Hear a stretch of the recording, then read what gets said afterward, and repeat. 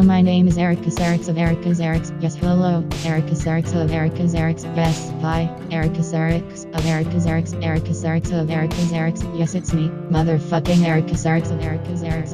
Erica Sarix of Erica Sarix. How can I help you? I am Dad. To Bug Boy. I am the Bug Dad. I used to be regular dad. That is, until regular mom built the Bug Mom cocoon. Now Bug Mom is in there watching esports 22 hours a day. Bug Boy doesn't know he is a Bug Boy. But he has his suspicions. Please do not tell him. It would break his fragile bug heart.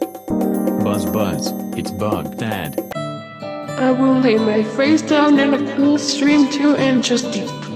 I will project and vomit into the stream until it is 4 inches deep. And I will become buoyant. I become a whale wimp. I will baptize the water. It will not baptize me. My weak girl flippers evolve into golden angel wings before my very eyes.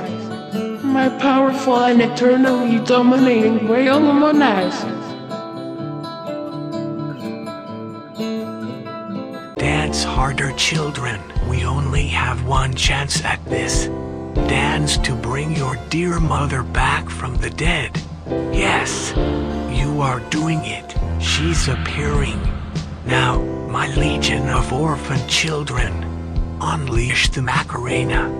Pull her from the darkness of hell with your hypnotic Macarena. Yes, my darling, I can almost smell your essence. Almost. Now, Dudley twins, speak the forbidden sound test. 1, 9, 2, 1, 1, 2, 4. Now Press A and start at the same time. excellent. She is now golden sonic. Your wife is now in limbo for eternity. When the babysitter finally falls asleep from her daily dose of cough syrup and menthol cigarettes, I fly all around the city. I fly fast and I fly slow. I fly high and I fly low.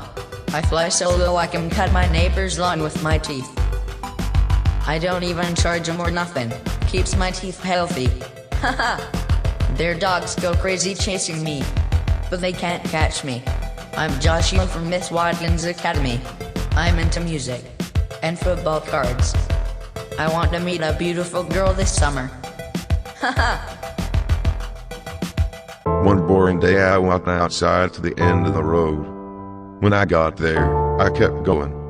This time, up into the sky. I waved down to my neighbors. When I got to outer space, I kept walking. I walked past the party kid crew. They wanted to party, but I said no thank you, I'm walking. I walked a few blocks with my children that will never exist. Dropped them off at school and hugged them. They were just wonderful. I walked out of the Milky Way, out of the universe. I began to change. There were moments of discomfort. Finally, a door. When I walked through, I found myself at Radio Shack in the Dayton, Ohio of 1994. The general manager approached me, took off his red apron, hugged me and left. Now I'm the manager. My party kid crew will assist you shortly. I went walking by the ocean today to see if any animals had washed ashore to be my friend. Beach whales. Beach dolphins. Beach boys. All the people were inside with their own animals. Petting them. Playing with them. Projecting their horrifying emotions onto them. So I went to the beach. Again. I brought my beached friend and my toddler-runs, and a poem I wrote just for them about the sunset I saw last night. The poem was short out of necessity. My friends don't last long after they wash up. I don't help them back into the ocean, because sea creatures are sick and gross. I gave the second toddler-run to the seagulls and went home. I'll make a new friend tomorrow. I've been eating mac and cheese for 16 years straight without stopping. except for when Married with Children comes on. Kelly Bundy is my dream goddess. But then afterwards, right back to eating. The day I've finally done it, I finally have enough proof of purchase points to redeem my prize. 2 Reds. Now I can take it to work. Don't fuck with me anymore, Elizabeth. Learn to use the fax machine yourself. I adore my Teddy. He can scream until he passes after all I care. Except while I'm watching Married with Children. Shut the fuck up. I cannot hear my precious Kelly Bundy. Also, Kraft failed to inform me that Teddy had a family in Minnesota until they showed up outside. That's okay. There's enough mac and cheese for everybody. I saw him coming. I was at the store at 2 a.m., buzzed and indecisive. Orange Fanta or orange juice? He walked in and straight toward the drink section. He put his gun against my temple and fired without hesitation. I was ready for this.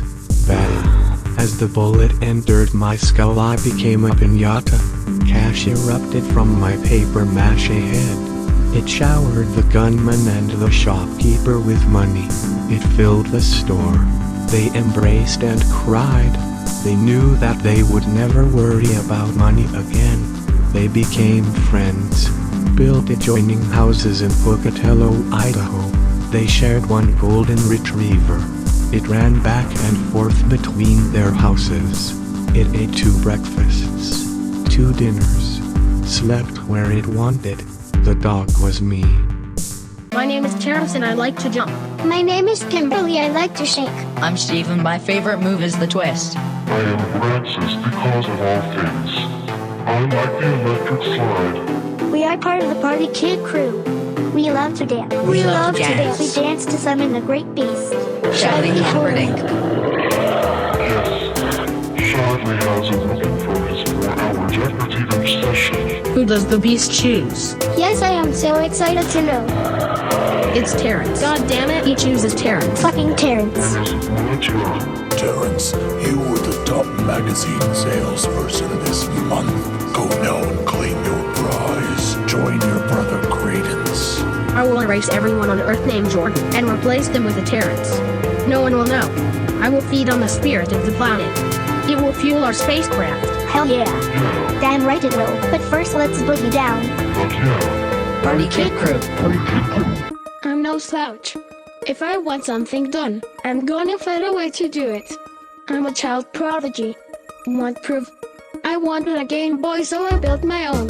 Yup. I just used stuff I found in dumpsters around town. I went to the library and checked out a few books on electronics. I also checked out a Billy Joel record to listen to while I worked. He is pretty good. Anyway, I couldn't understand the books, so I said heck with it. I'll do it my own way. So now I have a Game Boy. And not just any old Game Boy. This thing lets me control every creature within a mile, including my squad of female Ninja Turtles. Donatello sneaks into the youth center every afternoon and writes my name first on the Nintendo sign-up sheet. The other turtles intercept my report card before Mom sees I got enough in every single class. School is stupid and I despise authority. Well, see you at the youth center. I'm moving forward, skipping through time. My body failed, so I left it in a Pizza Hut bathroom. But somehow I'm still going. I guess that's pretty neat, but I don't know what it means. Or maybe I do. When I look up now, the sun is swollen and tired. I think it's the end. Not that anybody's around to notice or care. They followed the path of Icarus. The ladder buckled and knocked them back to dust. But you're still out there, aren't you? Somewhere up ahead. What are you doing out here at the end of things? Did you come here to watch it happen? I guess I'm just here to be with you. Wait. I see you up ahead. You're stuck in the loop. You listening to my voice, or repeating a set of meaningless words. It lulls us to sleep and we slip back a few frames. We almost made it that time. Let's try again. it's getting cold again. Jacket weather. One night soon the dogs will get to barking their heads off. That's when I'll know he's here again. the bird catcher. He stands silently in my field facing my house, snatching crows out of the air. I don't see how he does it, but I know it's awful. The field fills up with birds that poison the soil. I don't grow crops anymore, but now I can't even pretend. Hell, the dogs won't even touch them. When it's really cold, he'll worm under the porch. He'll wail over the price is right to where I can't even hear the TV. That's when I open my front door and scream into the fog. Dude, get out of here. Party Kid Crew Command Station. We read you, Terrence. What's the situation? I have just erased all man-made structures in Indianapolis. Everyone is just walking around in a field. They're all super sad. Excellent work. I also erased every dead in North Dakota. Hilarious. Also, Credence is dead. Good. He was meaningless. Stephanie, you and the crew need to get down here now. Terrence, have you found us a home? Yes. You are going to lose your fucking mind. An abandoned television station. This is perfect. Now we can manipulate social consciousness. Wait, I have to make a special announcement. Ha ha ha, nice one, stud. I could do a kids show with cake and music. Abraxas, your cartoon fucking sucks. Big time. Well, I do it all myself. Clearly. We will create programming for men named Gary. It will only feature people named Barry and Mary. It will drive the Garys totally bonkers. We will air commercials for restaurants that don't exist. People will look and never find one. It will piss them off. Let's do it. What fortune awaits me this time? Ah, hell. This is my least favorite recurring dream. The doorways are gone. Any second the skull will come through my window. I just need to stay calm and face forward. It's like a haunted house ride at an amusement park. Now the big purple monster will come through the wall. It will say, I'm going to eat you, but it never does. Wait. Oh my god. Yeah, this is too deep. What is this place? That's Shively. He's been lurking down here at the loading docks lately, rummaging around. It looks more like an antique store. Shh, he has almost found it. Look, you found something. What is that? Oh no, this is very, very bad. That's not supposed to be here. But what is it? I don't understand. According to research, everybody likes more cash. Well, Teddy and I were having a conversation about sequels the other day. He said they're all bad. Said they're all put out by movie goons for more cash. I said, Teddy, look. Ghostbusters 2 was solid, and so was Ninja Turtles 2. Short Circuit 2 was far superior to the original. We'd agree, however, that Star Wars 4 through 6 were great, but for some reason you can't find the first 3 on VHS. Nobody's got them. Teddy said people should never do the same I did twice. That's a bit hypocritical, considering he watches Land Before Time every day of his damn life. Teddy said, keep things moving. Life is all about change. Well, I didn't like that very much, so I told him and his idiot kids to fuck off back to Minnesota. Got a mean old cat instead. It eats normal cat food, and that's a lot cheaper than 2,000 boxes of mac and cheese per day. Oh, and the best part is, it'll watch whatever I put on. My husband is a car. To be precise, he's a bright red 1969 Dodge Charger. When he comes home, he doesn't enter quietly. He drives through the living room wall. At dinner, he'll drink 19 gallons of gasoline and pass out in a family room. The kids and I like to sit in the back seat and pretend our TV is the drive-in. At bedtime, he'll rev his engine and scream his way up the stairs. The kids and I wear slippers so our feet stay clean. He can't love me like a real man. But I don't want a real man. I want a cherry red 1969 Dodge Charger with an oversized Daytona spoiler. I want to hit 120 miles per hour on the country roads. I want to fly over hilltops. Pull up to the ice cream shop and drink a milkshake on the hood. I like to live in the moment, and today, everything's good. This is Ragnarok the Bear. I became friends with him the only way you can, through combat. We trained all summer to defeat my neighbor Rick, a master of the bare-handed washu fighting style. The prize? his coveted bluegrass belt buckle, and an antimatter shotgun capable of disintegrating my ex-wife's parents. So after a lot of work, Ragnarok was in peak fighting shape. He had even mastered the art of the Kamehameha. But one thing I didn't count on was hibernation season. See, the match was to be held in November, and by then bears are already asleep. So Ragnarok began getting tired. He started eating pumpkins left and right. Started listening to Crosby, Stills, Nash and Young all the time. Then one day he just went to sleep and stayed that way. So I just decided to be nice to Rick. I asked if I could occasionally use the belt buckle and antimatter shotgun, and he said sure. Now we're friends. Got Ragnarok some new vinyl for when he wakes up. He loves those guys. I have more pogs than anyone in my whole school district. That's why they named me the king of the 4th grade. This particular pog is especially interesting. I finally caught the little sucker. Shively's dream chasm number 19. 19 what? This fragment seems like a key. Wow, this is trippy as hell. The title card was meant to be read from that direction. Oh, my stomach is in knots. You are not the Pog Boy. You're an imposter. And what are you?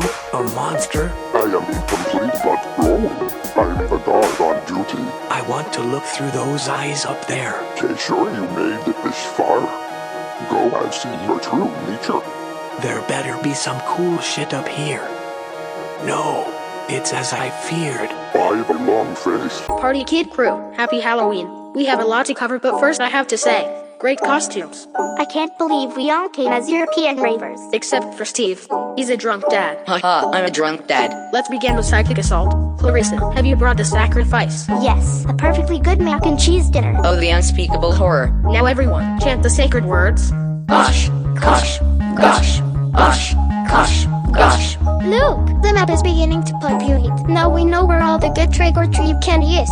There are withers from Mordecai. And Megan's gummy worms. Now I'll use our power to find all the playboys in town. This is my sacrifice. No. Do it. Terrence, no, that's dark magic. You don't know what you're doing.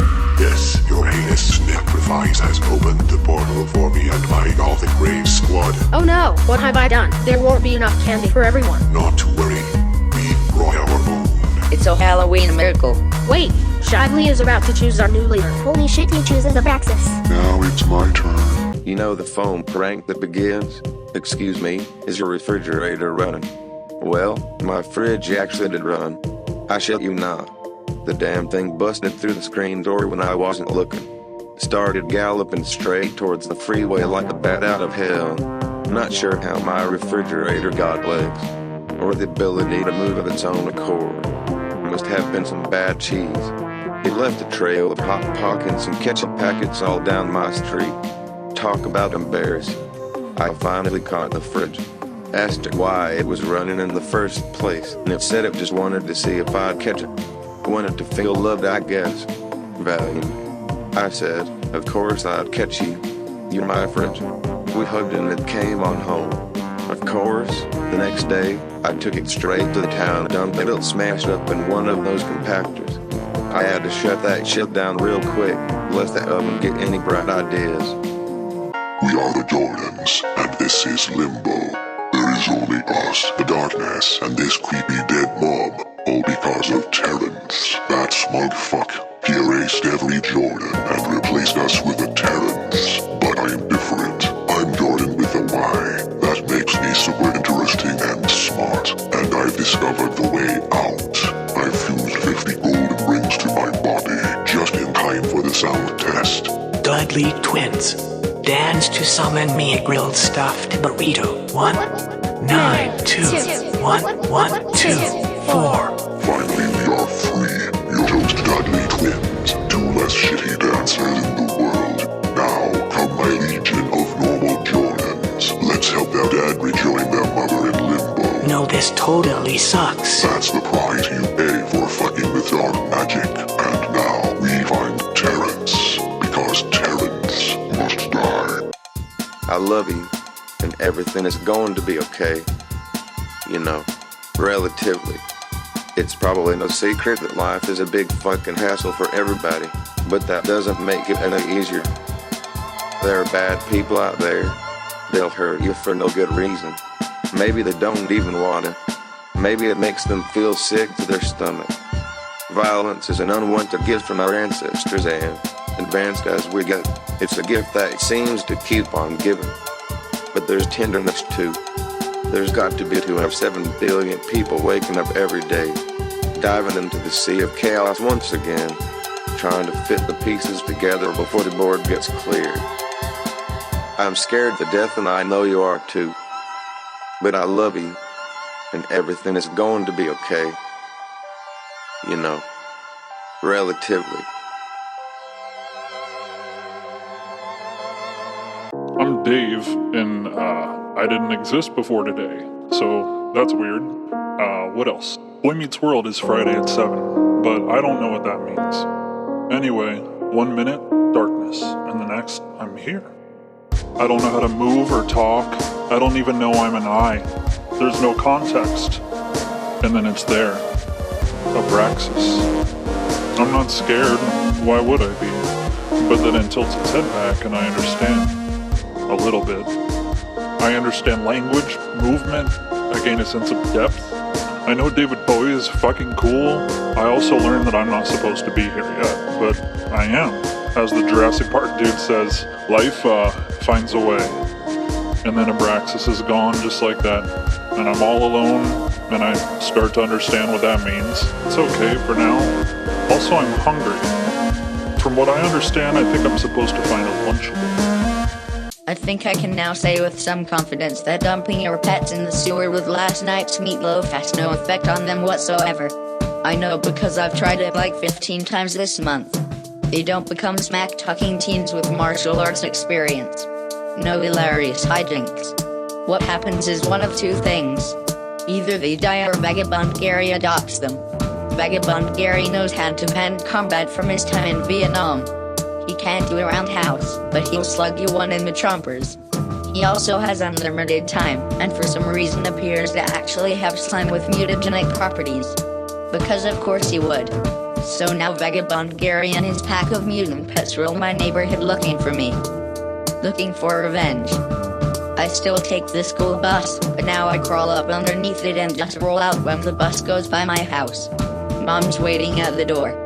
Sometimes with a new pet. Wonder when she's making her sick old meatloaf again. This is a Party Kid Crew special bulletin. Strange flyers have been posted around our base. Sources say Terrence is totally fucked. Now to Steve. We found a box that shows you red shit when you look inside. I saw a field of beautiful horses. We take you to the scene as it unfolds. In my pants. Mackenzie, what do you see? I see cakes and pies, dancing poodles, oodles of noodles. My turn. Oh wow, cool. I see robots, hot babes, monster trucks. Wait, what the fuck? A corpse holding a baby. That's not right. Let me look. Oh my god, what the fuck is happening? I wanna see again. Haha, look, this is some funny shit. This isn't funny, Steve. What the hell do we do? I don't know. I'm losing my shit. I need to look again. Oh, I feel like my eyes are melting out of my face. We need to call Shively. He'll know what to do.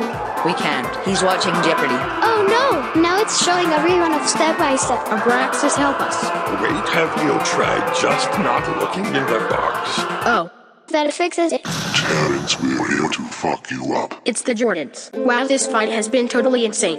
I can't believe we've been fighting for 14 hours straight.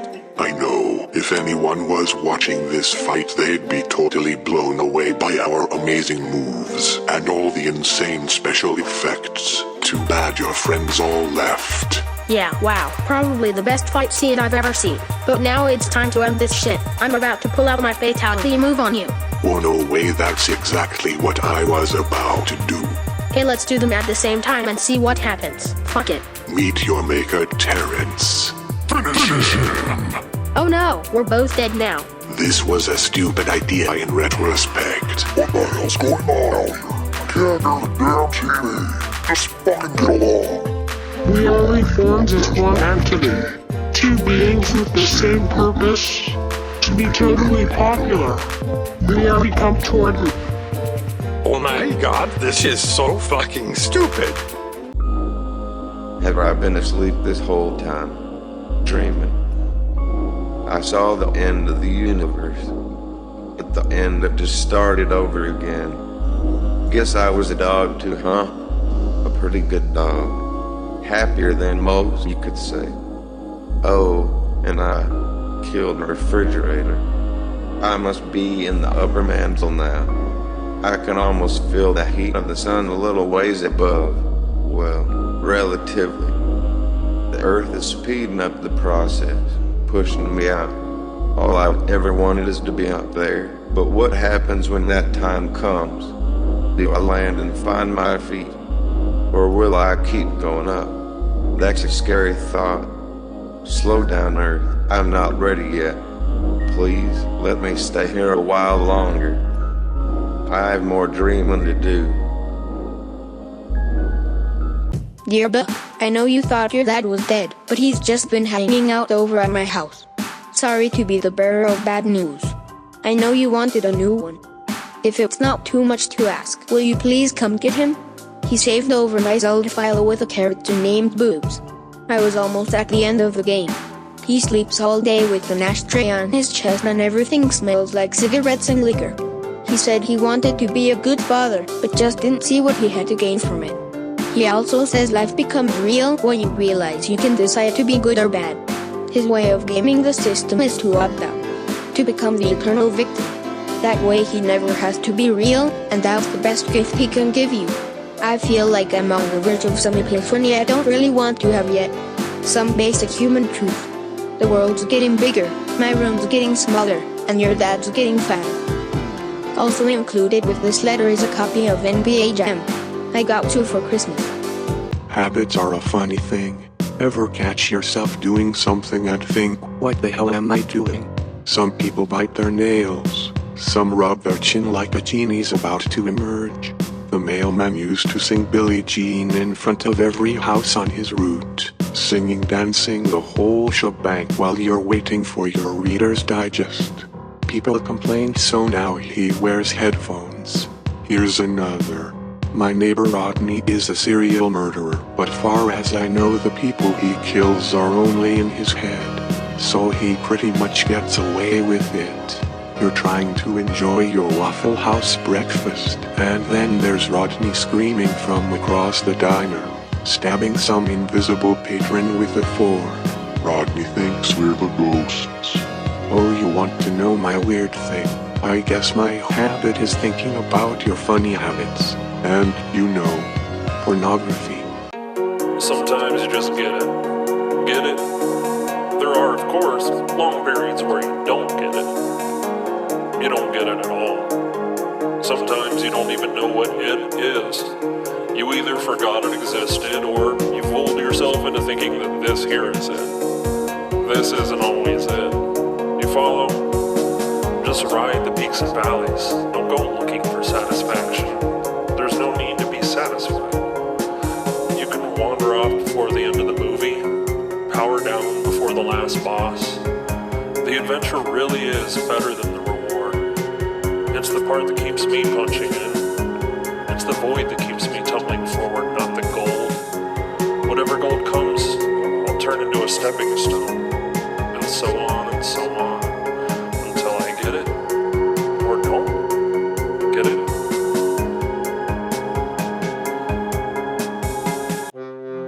I plan on marrying a tree. Haven't picked one out yet, but a weeping willow seems like a good choice. I'll name it Treva. Wherever Treva grows, that's where our home will be built. The home will, of course, be made of brick instead of wood. I'll sleep in the branches, and if all goes well, I'll die in them too. When I die, I'll be buried in a coffin made from Treva's wood. Our burial plot will be surrounded by trees of Treva's hill. Our children, they'll grow beside us, nourished by our bodies. Given enough time and the right conditions, Treva's wood will petrify around my bones.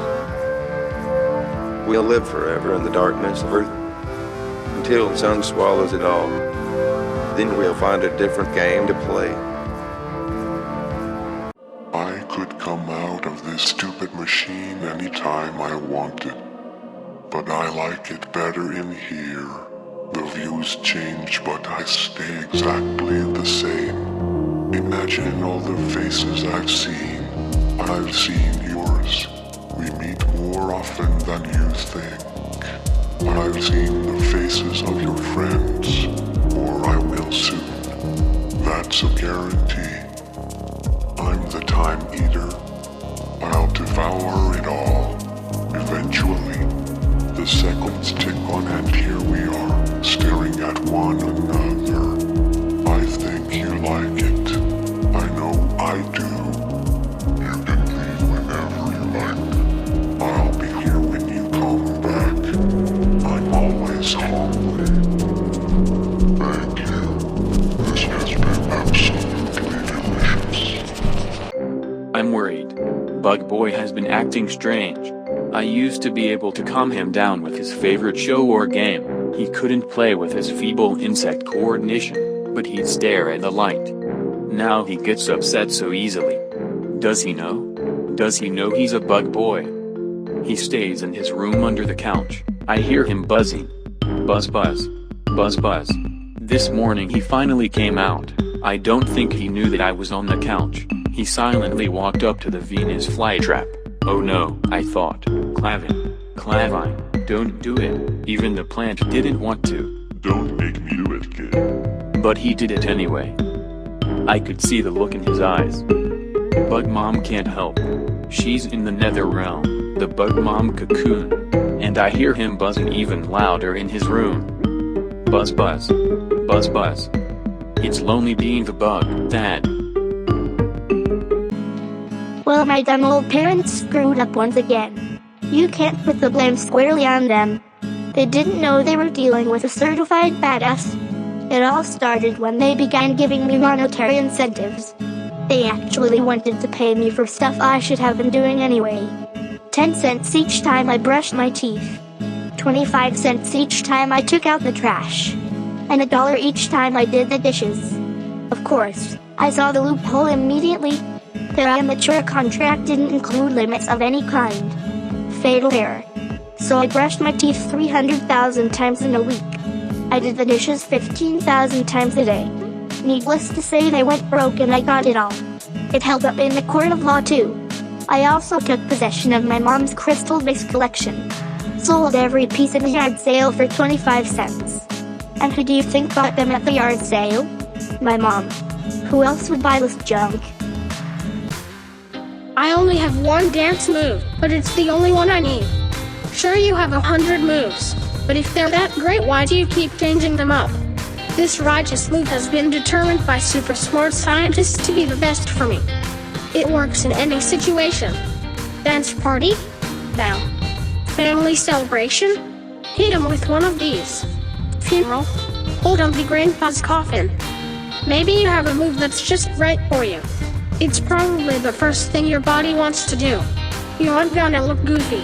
No bad dancing is going to make or break your reputation at this point. You don't think so, but it's true. Now dance with me. Dance. Close your eyes and shake the dust. Actually, you know what? This song kinda sucks. Never mind. Welcome to your tarot reading. I'm Shively Humperdinck. This is my assistant, Abraxas. If Abraxas does well, he'll get his eyes back. Let's begin. The first card is death. It means you're dead. A good cure for this is some strenuous exercise. The second card is, Rebecca. This is a card of good fortune. Hi, Rebecca. Hello, Shively. Your third card is the Hermit. It makes me want to listen to Led Zeppelin. Your fourth card is the King of Diamonds. Your actions will be guided by misinformation until the end of the world, which is probably pretty soon. The fifth card is just a piece of bread. Abraxas, I told you to shuffle that out. The sixth and final card is the Looping Demon. Your life is just going to keep repeating.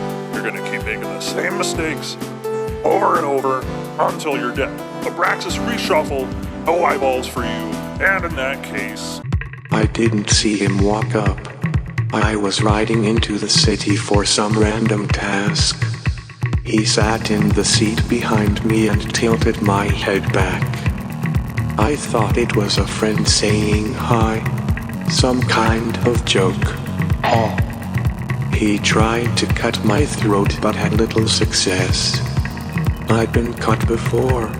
I pulled the alarm and we left the tracks. We left the earth. And I opened the door.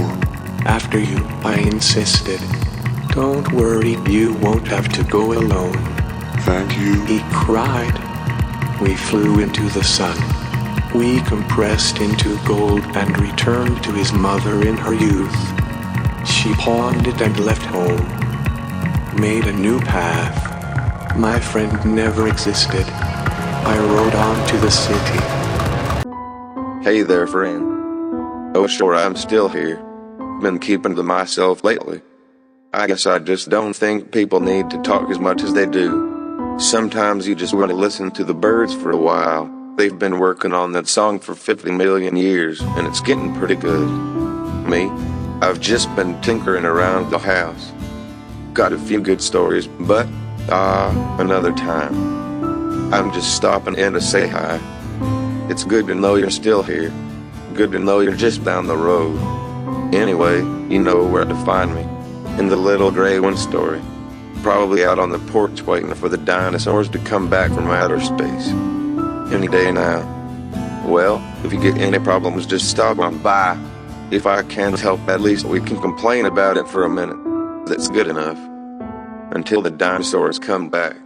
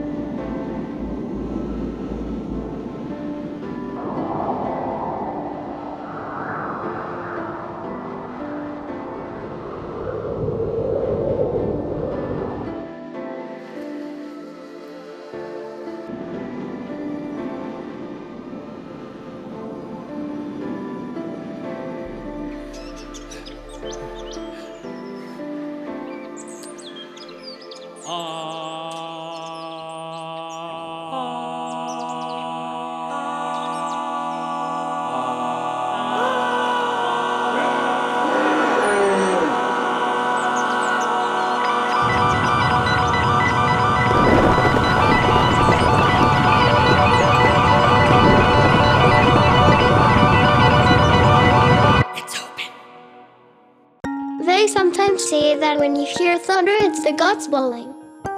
That seems a little irresponsible, don't you think? Why did they put us so close to the bowling alley? Is it really that cramped up there? My dudes, there's fragile stuff down here. Imagine if our entire world ceased to exist because of a stray ball. Or if somebody put a cigarette out on poor Hawaii. Remember that one boring week you spent painstakingly making this place? Do you really want it covered in pizza and beer? I'm not complaining. I know you're all powerful and whatnot. But please, find something better to do at 3 a.m. on a school night. I have a math test tomorrow. Thank you.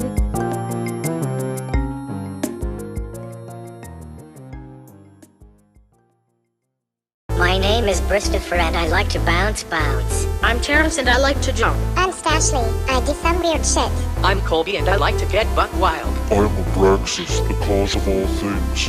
I like to pop and lock. My name is Steve and I still love to twist. Looks like we've got some new members. Barney Kid Crew. Now I will... My name's Ronaldo and I jive. I'm Amber and I love to go crazy. I'm Stupid. Nobody likes me. Listen kids, Jeopardy comes back on in like 30 seconds. I'm at the end. I'm Spud and what I do is none of your business. Oh no, there are too many. You've broken the seal. We are the Party Kid Crew. We dance to be free of the great beast. Destroy his body. Eat his head. No, I have a hilarious idea, but now I'm top dog. First off, hot dogs. Second off, we're gonna read all the books, learn all the stuff, then we're gonna replace the laws of physics.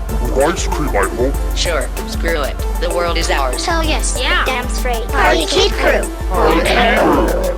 You may have already heard, I've got a T-Rex named Teddy. What you don't know is, Teddy's been losing his mind lately. He's cooped up, and all he does is watch the news all fucking day. I can't even watch Married with Children. So I put us on the generic mac and cheese for a while, saved up and bought us a minivan. He loved it to death. I said, Teddy, my friend, where do you want to go? He circled a little town in Minnesota. I assumed it was to see his family. On the way, we saw a few sights. Chicago, California, the Skeleton Coast on the middle. When we pulled up to a factory he circled on the map, I realized we didn't come to see his family. We came for something else. The macaroni motherlode. We filled the van and drove off like a bat out of hell. And now we'll never run out again. In this crazy world, one thing's for sure. I still love my Teddy. My dad thinks he's so smart. On any given subject, he says he's the best in his field. That's because when an argument gets heated, he actually goes and stands in a field. According to him, the logic is sound. And he's standing in his field, so he must be right? I don't even know anymore. Maybe because I don't have a field of my own. We all caught on pretty quickly and stopped going outside to argue. So now the man stands out there and rants to himself. This is the awful reality of a dad joke gone wrong.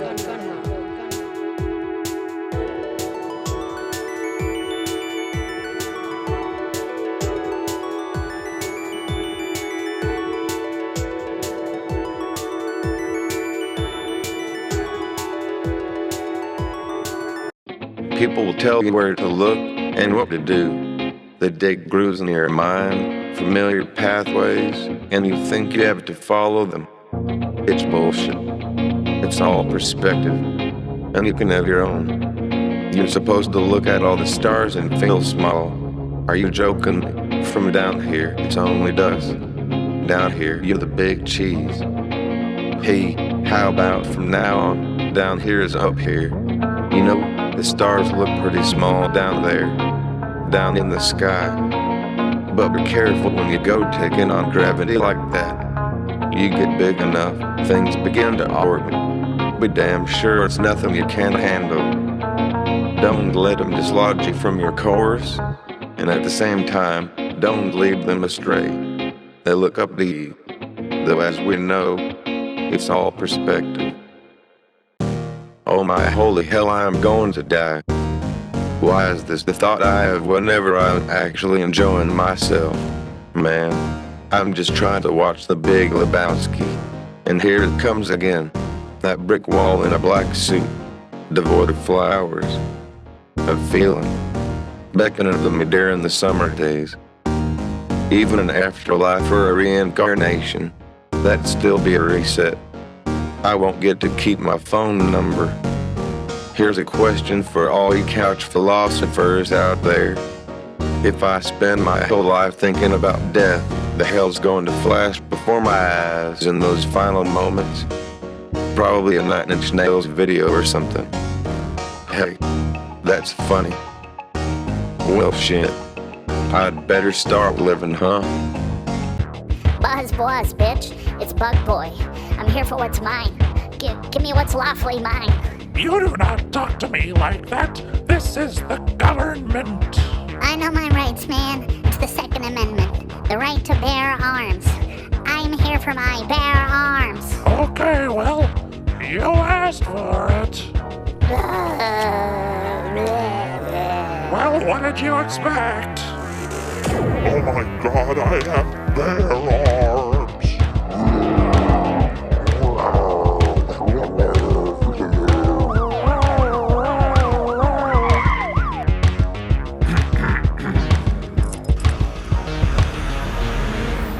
Don't look at me, hamburger.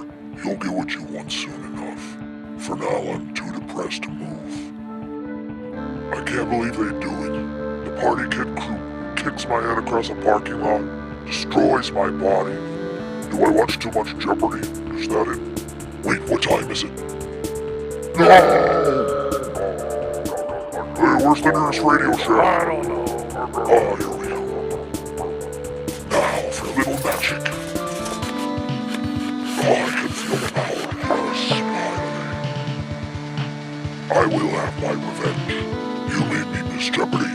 Now I'm really pissed off. Party Kid Crew. The meeting's about to begin. It sure is. Hey there, Steve. Steve regrets nothing. Hey, Stephanie. Damn, dude, what the hell? And who can forget Cole? No! Alright, meeting's over. Bro, this is bogus. Help us. Let us out. Get me out of here. I walked into a department store totally nude at lunchtime, left with a free outfit, compliments of the house. Years ago, my brother shot himself in the heart with a model rocket. In his last breath, he imparted some advice. He said, if you can run faster than the cashier at Pizza Hut, the meal is free. You don't want to try the crap at Long John Silver's though, they carry swords. Silly stuff, huh? But this underlines some things I've been considering lately. I'm glad I grew up poor, but I'm not proud of it. Two big distinctions. Not having will make you wise about the wrong stuff for the right reasons, and vice versa. You learn the little tricks instead of the big picture. It tires you out, drives you to comfort. But eventually, you learn to see just a little more than the average bear. Because you're looking harder. Well, I've gotta go. I'm meeting a friend at Pizza Hut. I quit my job at the Radio Shack, fired the party kit crew and sent them on their way. Went home to plan for the future, so I began to dig my grave. When it got to the right depth, I took a short break, but then I kept going, down into the earth. I dug through the mantle, down towards the core. My mother and father waved as I passed. I told them I surpassed the both of you, but look at us now. They simply smiled and said, we told you so. I kept going. The light did not follow. Eventually, I came to a chamber of reflective quartz, a hall and mirrors. This is where I left my memories, beaming in all directions. I left a note that said distorted but still good. I stood there for a moment, and then crawled out the way I came, filled in the hole and went home. I don't need a grave anymore. Never will. This little gem is a movie called Invasion of the Bee Girls, 1973. It's about a cosmic force who makes women into bees. Then they screw all the men to death. It's a lovely idea for sure. But I watch old movies like this and I think, damn, somebody made this thing. All these people showed up. Hell, somebody even funded it. And then after all that, those people were like, hey, this is so good we should make copies. Put it up on gigantic screens all over the country. And the wackiest twist of all, people actually went and watched it. It tickles me how precious little time we have on this planet and the ridiculous ways we'll spend it. I know what you're gonna say. Hey man, you didn't even make an original movie. You just wasted your time and everyone else is complaining about this one. Isn't it worse? To that I say, yeah, I see your point, but looks like my minute's up. Hi, I'm Ericus Erix, America's cleric. If you're the kind of spineless, dickless douchebag that looks at a crowd of people and thinks, I'd sure like to see them suffer, then boy have I got the gadget for you. This nifty little thing gives you a real-time readout of everybody's problems. Look, in this crowd alone there are over 500 women with excruciating period cramps. And here's a chart of everyone with sore legs. This is Danny. He has terminal Ebola. So there, buddy. Everybody's suffering plenty without your dumbass helping. Instead of fucking with people, you can just go home and jerk off to that. And when you're done, here's a club to beat yourself to death with. I'm Ericus Erix. Go fuck yourself for eternity. So I don't have any raw data to back this up, but chances are you'll never be attacked by someone holding a really large sandwich. Think about it.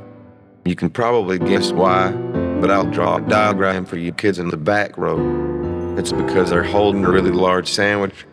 They're all set. I bet if everybody ate a sandwich like that, there wouldn't be too many problems, aside from potential blanket shortages.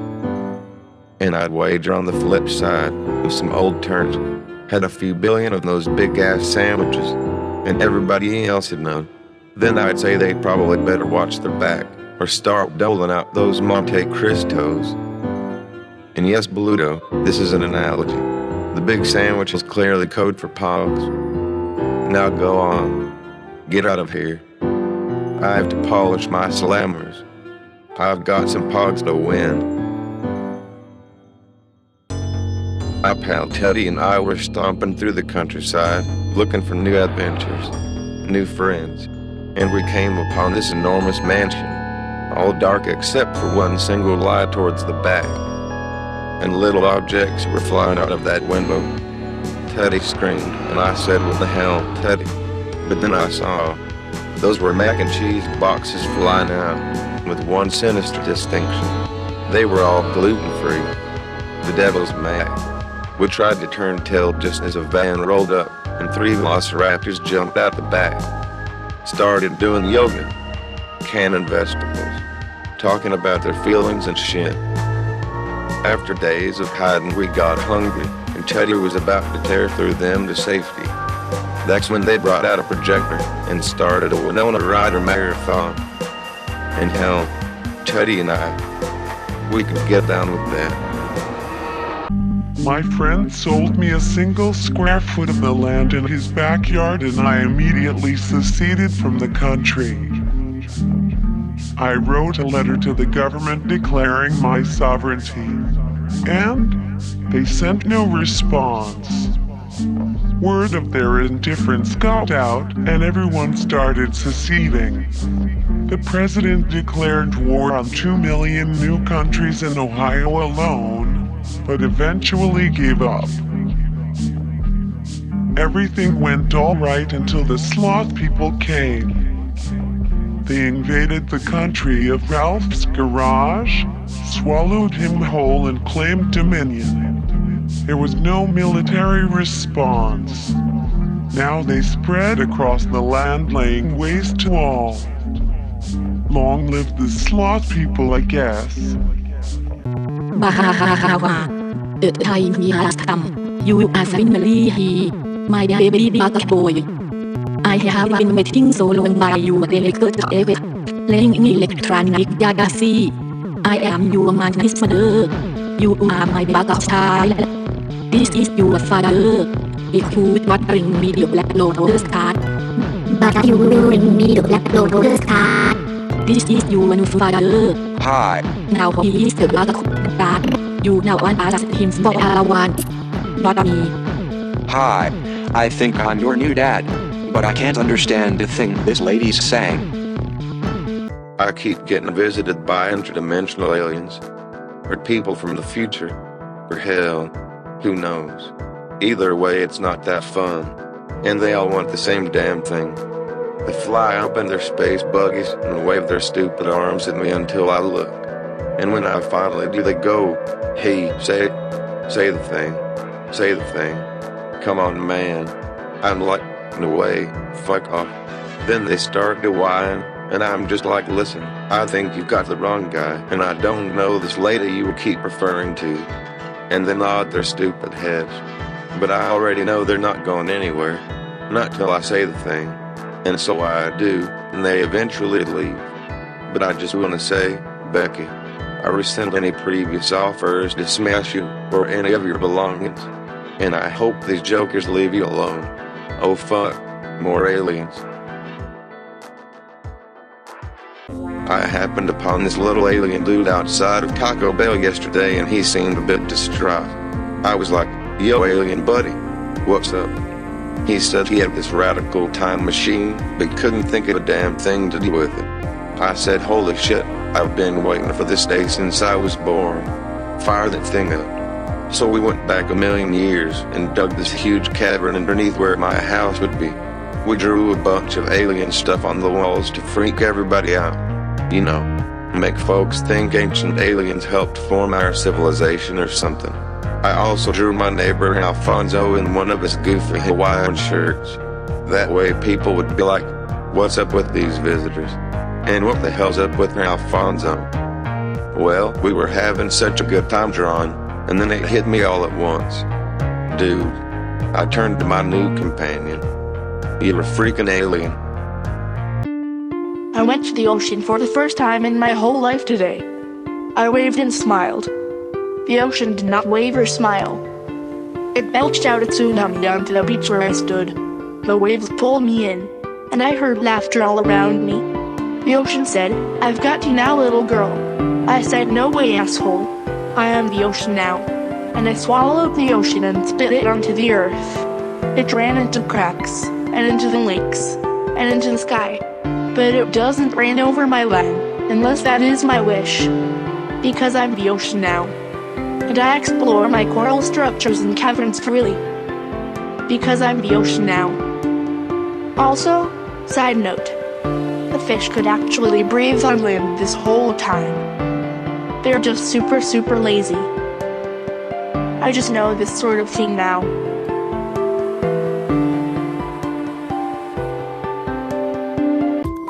Hi, I would like 1 glass of your delicious lemonade. Excellent. We're having a 2-for-1 deal this week. That will be $5. Oh, well thank you, but I only need 1 glass. Could I pay you $2.50 for the one instead? No, I'm afraid that would ruin the system. Though, what I can do is enroll you in our customer reward program. This seems a little complicated. No, each purchase gives you points towards free things. It's great. Look at this hat full of bees. Only 4 million points. I'll never earn that many points. Can't I just have 1 cup of lemonade for $2.50? I said it would ruin the system. Though, maybe I could offer free shipping. What? To my hand? You know what? Just give me the 2 cups for $5. Excellent. Oh wait. I'm sorry, our system is down.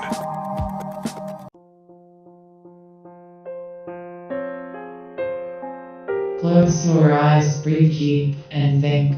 Right now, somewhere, people are dying for no good reason. A lot of people are probably born for no good reason too. So I guess it all evens out in the cosmic sense. Still sounds like bullshit to me. In my experience, people with no purpose seem to live forever. You could spend all your money on things that make you happy in the moment. Because, of course, expect there to be another moment. Another moment where you can help someone else. Maybe. Hopefully. If you ever get a moment to find the time. It's pretty common knowledge that our dear pets aren't as smart as us. At least not in the ways that seem to matter. But I wasn't so sure, so I put my own dog Pepper through school. I told the teachers not to show any favoritism, no petting. And you know what? Pepper failed miserably.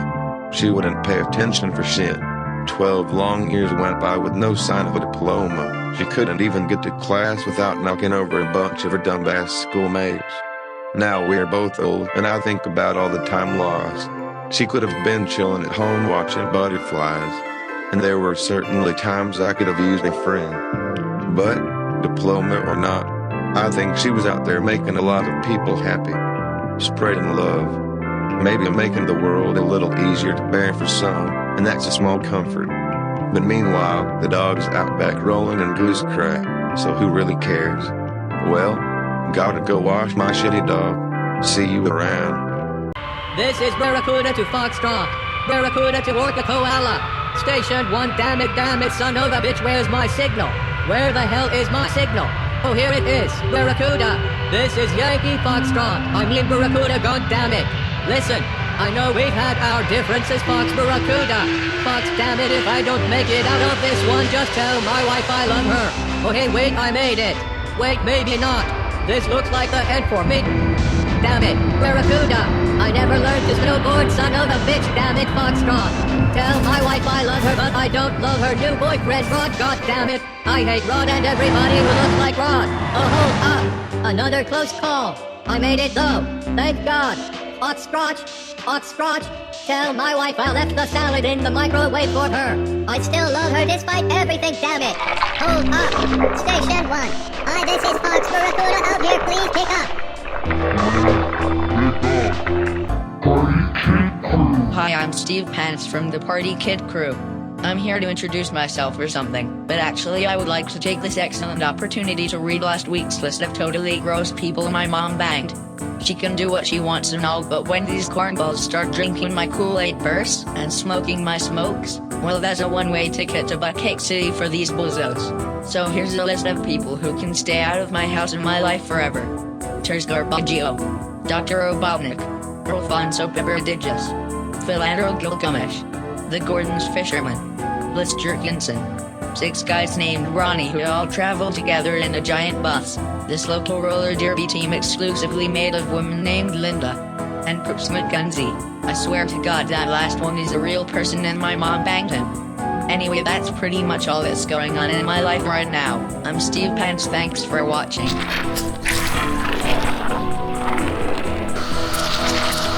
Get this. An old dude wanted to sell me a magical popcorn popper.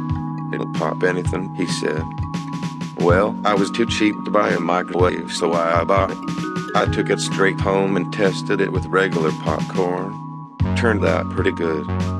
Next I tried pomegranate seeds. They popped into gorgeous maroon cloud-like structures. Hell, I even tried popping eggs. Yeah, eggs. They exploded into the most beautiful birds I'd ever seen. The birds spoke to me in a dead language as they flew off. I looked at the popper in amazement. I said, "You're so miraculous, so why can't you bring back my dead wife?" The machine glowed with a strange dark energy. "I can," it said. "Just bring me your bones, 12 dead doves, and a 2-liter of cherry soda." Well, you can probably guess what happened next. I finally bought a microwave. I became a cop today. I already infiltrated all the other cops by leaving pictures of things that make them happy around the office. When I become sheriff, I will increase their caffeine but make it unlawful for them to consume energy drinks. I forget why, but I wrote the reason down somewhere. I will give them community helping jobs, and their roles in society will be more informational than confrontational. They'll wear an orange patch on their shirt which will read "Ask Me." Ask them. Everyone will want to be a cool cop. Each officer will be given a radical wand that shoots super crazy holograms to distract the assailant. There will be no guns on Earth, because the gun monster will have eaten them. That'll leave my squadron time to walk dogs for no-kill shelters. Wow. I can't believe I have solved all the world's problems at such a young age. Hot damn.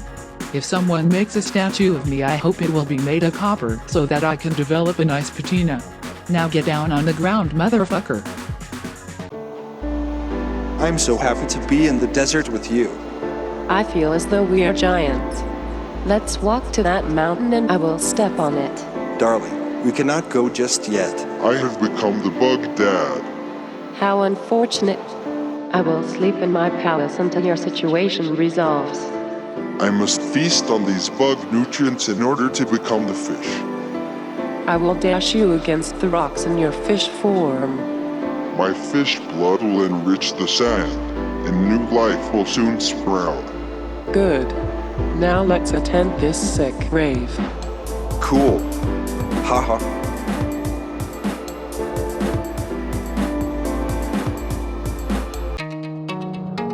In the cold months, when the snow is thick, I am shunned by the very ground.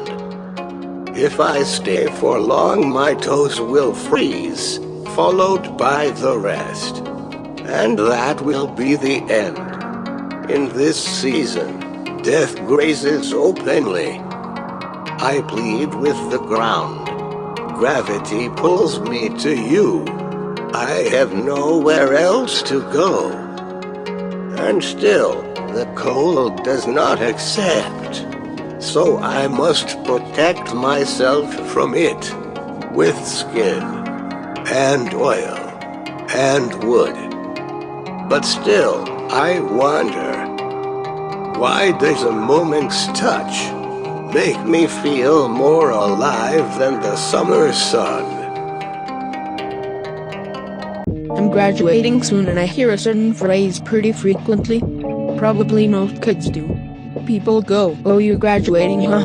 Well, get ready for the real world." And I'm like, what? What planet have I been on this whole time? And when does my spaceship take off? Do they still have hot pockets in the real world? Excuse the sarcasm, but it's all I have left sometimes. I mean, 8-hour school days. intense social pressure, the cheerleading squad's addiction to goofballs. How is that not real? My stepdad's version of the real world consists of waking up at 2 p.m., playing 12 straight hours of GameCube, and then ruining the goddamn bathroom for 45 minutes. So if you don't mind, take this real world stuff and shove it. I'm right here, just the same as you, and I see very well. Oh, but, by the way, can you teach me how to do laundry again? I forget. Thanks, Grandma. There's been a lot of drama in the official Toy Story chat rooms lately. It's my fault, yeah, but all I did was theorize about why the toys were alive in the first place. See, Tom Hanks is the voice of Woody, right? And he's also star of the movie Big, where a young kid is cursed with early onset adulthood. What was Tom's job in that movie? Yeah, he was a toy quality tester with a whole apartment full of toys. So maybe Tom Hanks had all the toys from Toy Story in there too, long before Andy owned them.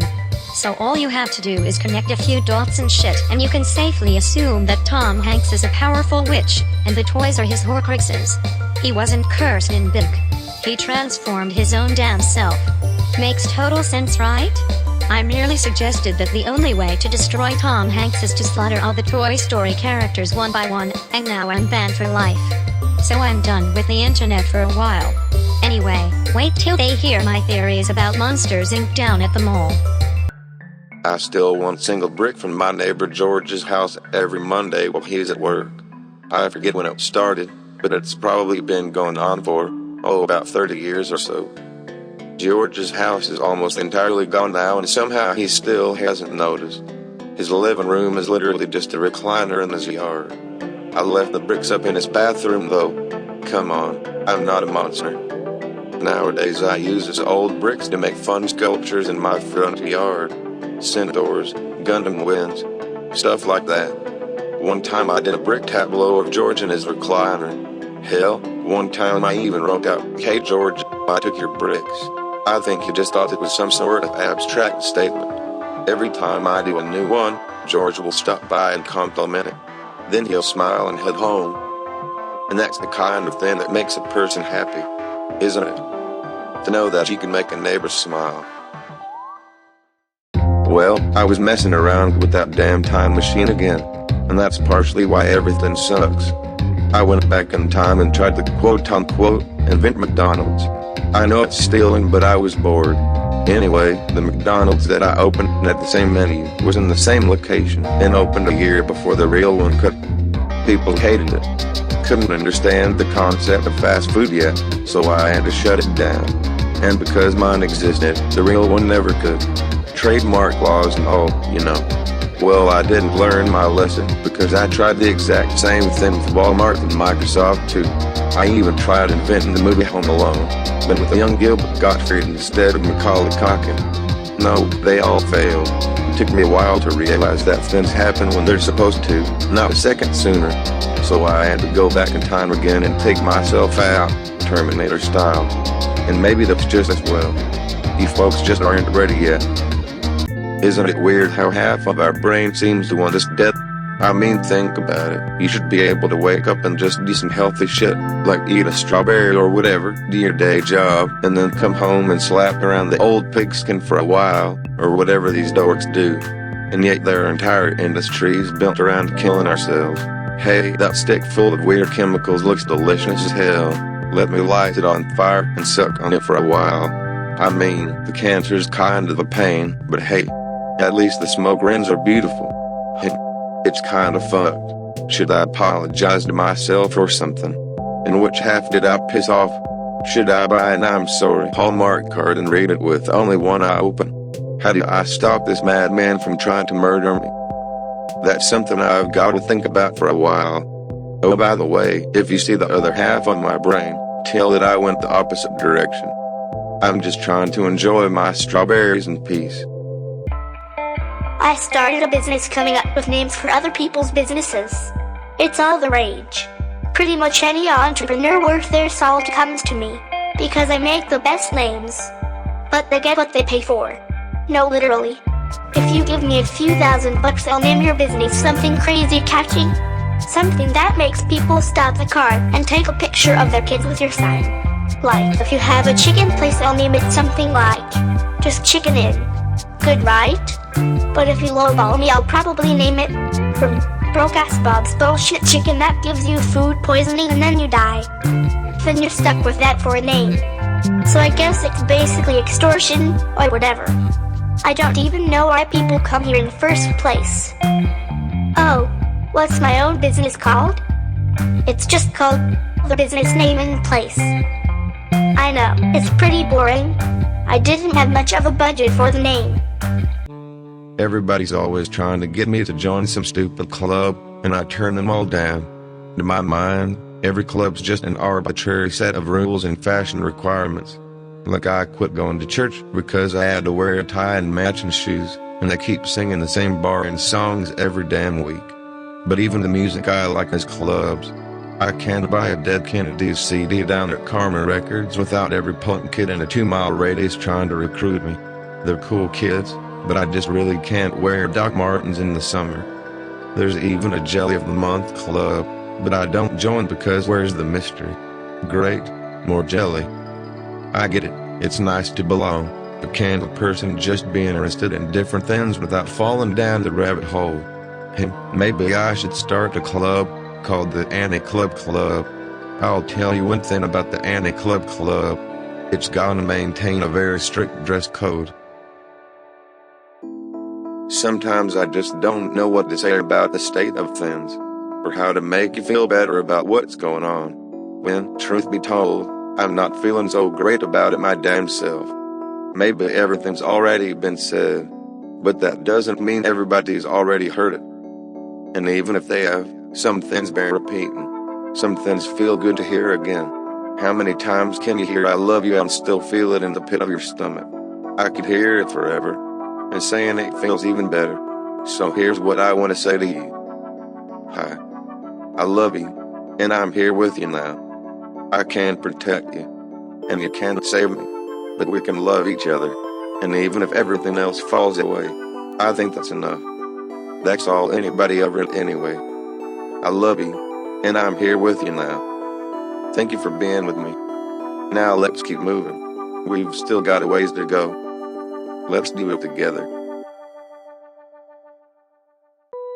Hey there, friend. It's good to see you again. Up to no good, I'm sure. Well, I'm still kicking around too, finding pleasure where I can. The world's filled in some since we last met, hasn't it? I remember when we were the only ones out here, and now I must pass 20 houses between my place and yours. I guess 21, if you count the possums in that abandoned camper. I remember when we used to live in the same little house together, singing to the radio, stargazing, waiting for the dinosaurs to come back. But now you're there, and I'm over here, and the space between is filling in. But you never went away, you just made room for more, and I can't fault that. Well, I'll see you around, old friend. It's a beautiful day out here, and I've got some more folks to say hi to before the storm rolls in. But you know which house is mine, and you already know. Feel free to stop on by anytime. My grandpa kept trying to die inside Olive Garden so he could get free unlimited breadsticks for eternity. Every time he felt a little sick or something, he'd be like, "Hey, let's go to the Olive Garden. It's on me." The stupid thing is, he wouldn't even eat the damn breadsticks when we went. Said he didn't want to burn out on them too early. Grandpa got to know the employees pretty well, and they all loved him. They said if he came back as a ghost, they'd give him all the breadsticks he wanted. And eventually he did die, right there in his favorite booth.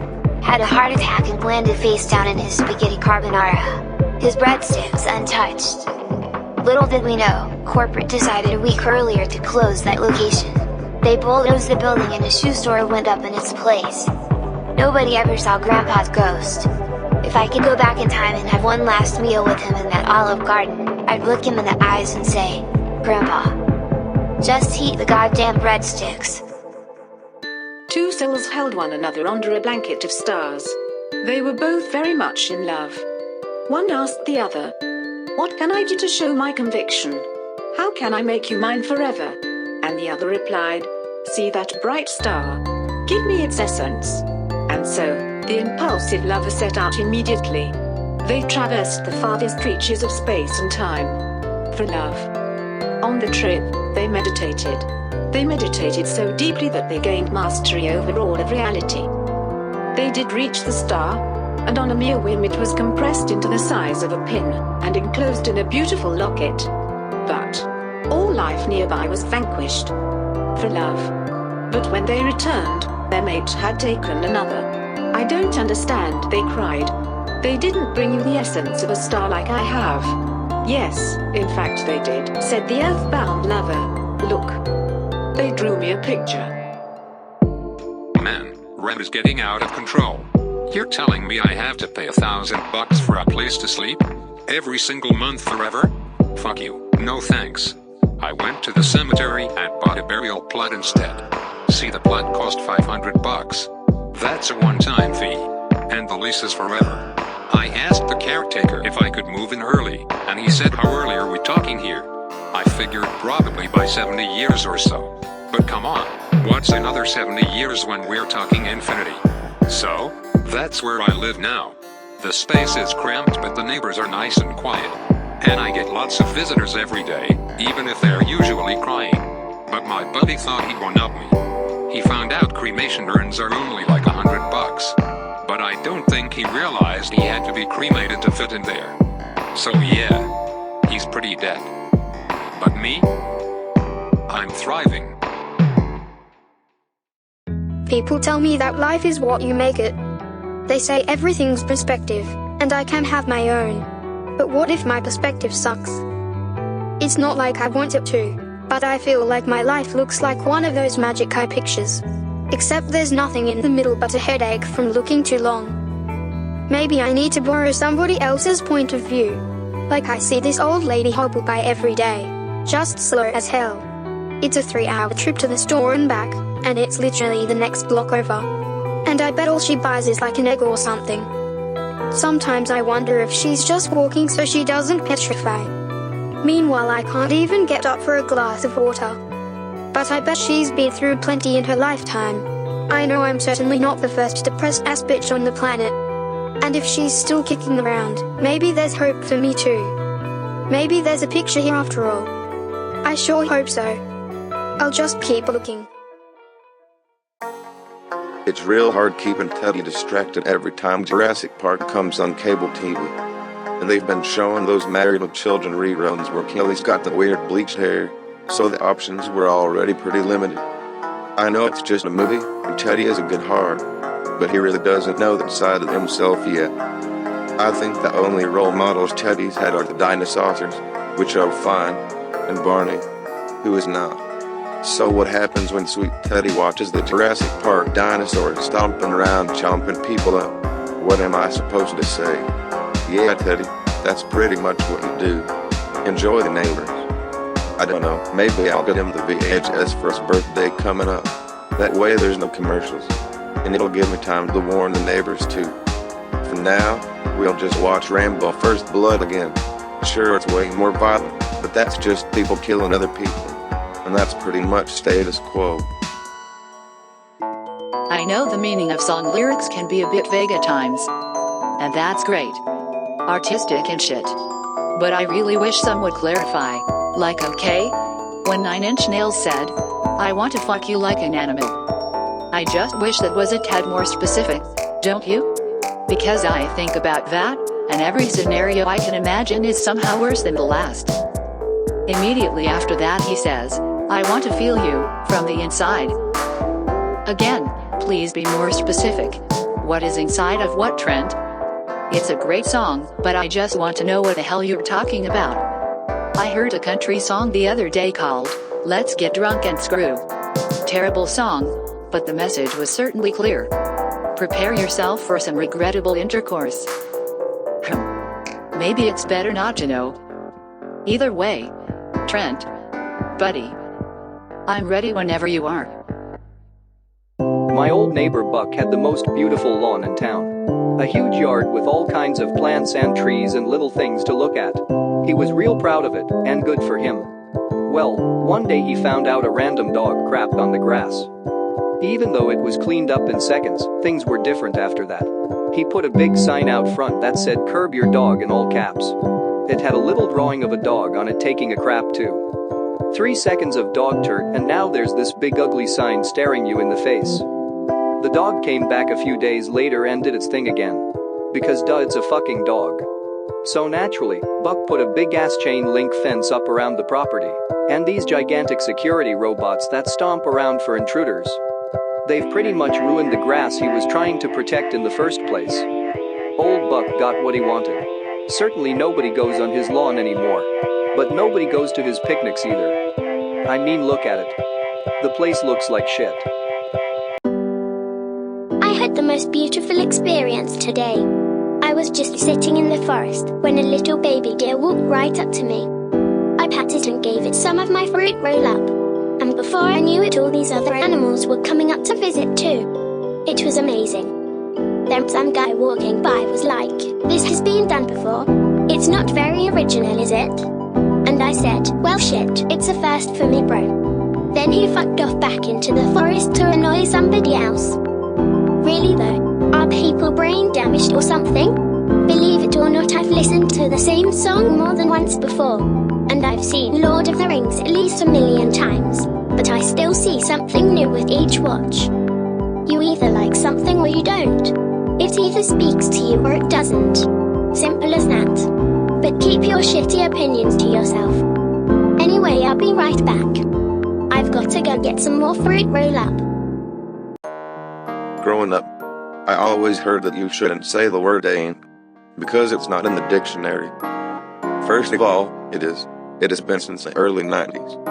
And second, who made you the authority on the dictionary? Isn't the dictionary the authority on the dictionary? If you like it so much, what's your favorite chapter? Now don't get me wrong, I love words. And I also like when people make new ones. Times change, why shouldn't you have new ways to express them? Do you really want to be like, "What for art thou, television remote?" I'd kindly ask you to kiss my behindeth. Just because language is changing doesn't mean you have to change too. You can keep on doing your own thing. Nobody's coming to your house to make sure you replace the word cool with "da bomb" or something. And likewise, you shouldn't be worrying about other folks so much. Because when it comes down to it, it really ain't your business. Hello. Do you remember the most beautiful thing you ever saw? I do. For me, it's you. It's you watching this right now. The way your eyes look when they change focus. Oh, it's just beautiful. Here, I want you to stare at this image for 10 seconds. It's not an optical illusion.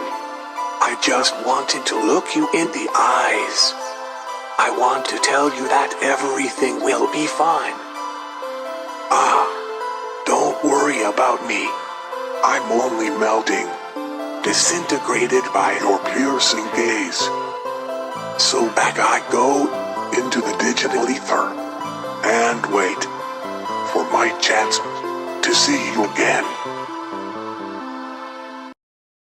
If I could remove only one thing from my memory, it'd be those Mentos commercials from the 90s. Even if you don't remember, I bet you've seen a commercial so stupid, so insidiously catchy, and so incessantly played that you drive an ice pick into your brain to get it out. And it's always for shit you'd never actually buy. I thought if I just bought a pack of Mentos they'd stop. No, they just play them even harder. So I started a new business. It worked like this. If you hated a certain commercial, you could pay $5 and you'd never hear it again. Poof, vanish from your TV forever. Well, that backfired.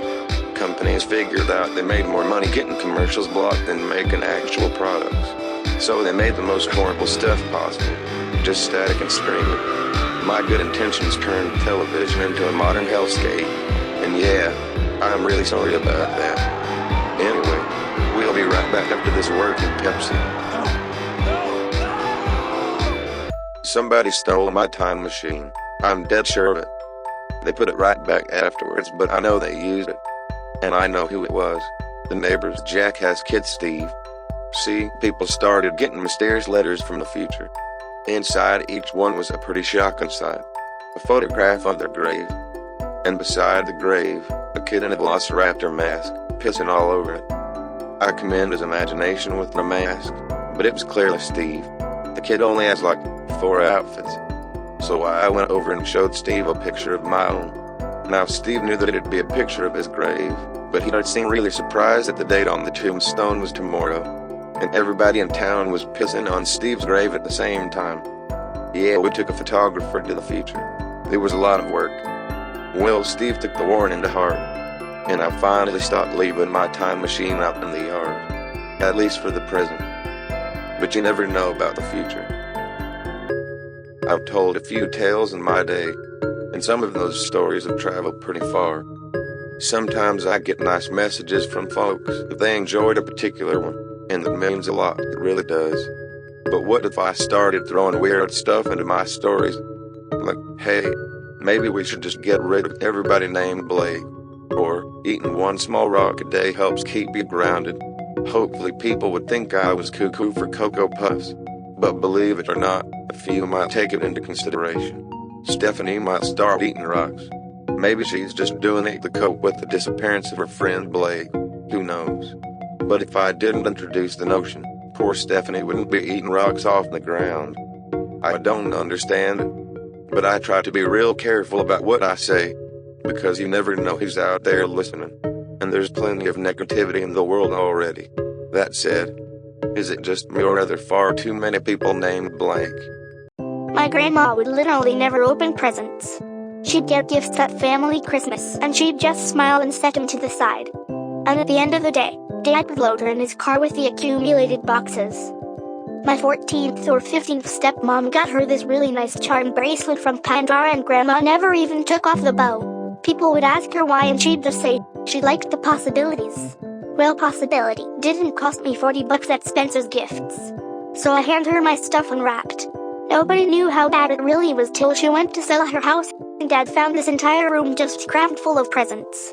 It was my little sister who finally convinced her to open them. She said, Grandma, if you don't open these presents, we're going to kill you. So Grandma opened the presents. And guess what? It was all expired food and ancient garbage. A popcorn maker and a Palm Pilot? What the fuck? I don't know the lesson here really. But I think she's enjoying the love of the lamp I got her. We had this dude in town named Mike who thought he was the smartest guy around. And maybe he was, I don't know. But he announced that he was taking it upon himself to fix all the town's problems. Let that leaky pipe slowly flood into the area, and that crew of alien kids that's been disappearing folks left and right. So Mike took this huge stack of books and locked himself in a tower. Said he'd come down in exactly 1 month with a solution to everything. Well, that month passed. Then another. Nothing. Finally, I went to check on him. And there he was, face down dead on the ground outside, books scattered everywhere. The town genius had slipped, hit his head, and died on the way in. Meanwhile, that leaky pipe drowned pretty much everybody the kids didn't delete, and we all just kinda let it happen. I mean, hell, Mike said he had that stuff covered. All that's left is my neighbor Alfonso and I, and we did what I think anybody would do. Just like, move the next town over. You know how sometimes you get a sign right when you need it? It could be big or small, but it reminds you about something you have to do, or maybe it reassures you about something when you need it the most. I think those signs are important, so I've been dedicating myself to a little part-time philanthropy. I'll put signs up in random places with random phrases or words on them. My last masterpiece just read, broccoli. Most people won't think a thing of it, but somebody might see it and remember to go to the store. Or, hell, I don't know what people think about. I just make the signs. It's really expensive though. A lot of hard work goes into putting these signs everywhere. Not to mention, the billboards are expensive as hell. But it's all worth it if Alfonso remembers to get laundry detergent. Or if Becky gets her subprime mortgage handled or whatever. Oh no, I just had a thought. Have I been wasting my time with all this? I wish I knew. If only there was a sign.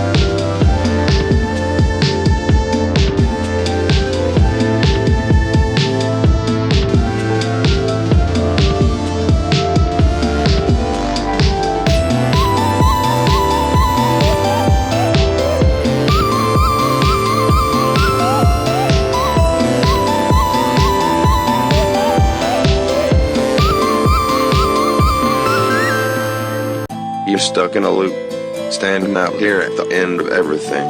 And I keep coming out here, reaching out to you like a desert mirage, because you're all that's left of anything. The rest is just handfuls of sand. But you're no illusion, it's everything else that's fake. And all I am is words on a tape, begging you to stay in your loop.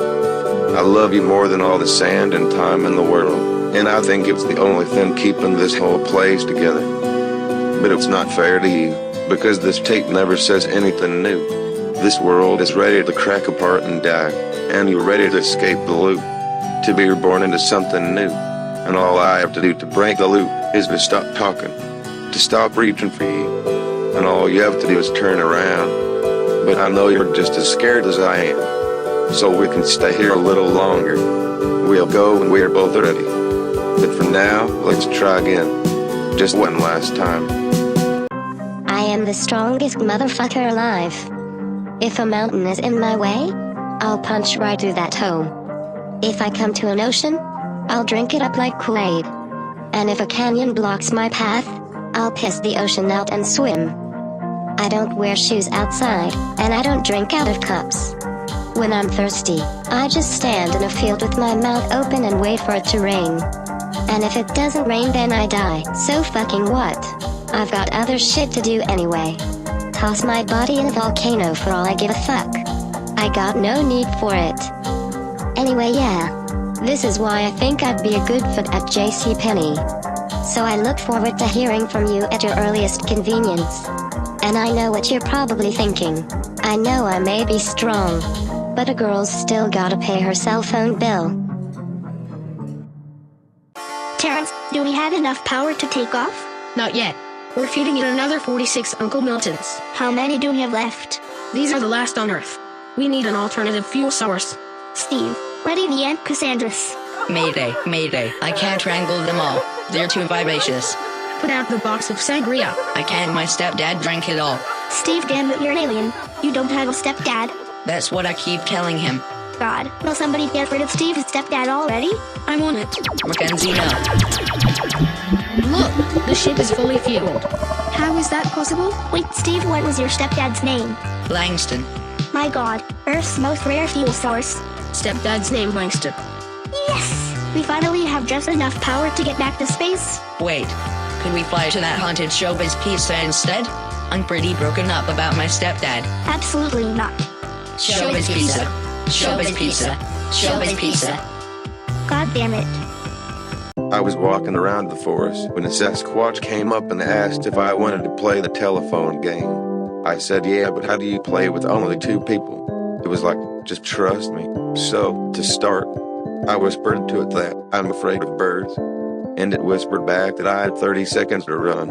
I was like, man, information sure does break down quickly out here. And I almost did run. But instead I whispered back to it, good try, but I'm the Sasquatch now, pal, and you are just my giant telephone, so hold your hand up and order us some pizza. It actually worked too. This nice lady brought out like 4 pizzas to the forest, but we didn't have any money, so I said, hey, Sasquatch, let me borrow your hand. I called the manager and said that school buses are yellow, and he said, the pizzas are free. So now I'm eating free pizza in the forest, even though I'm still full from those mushrooms earlier.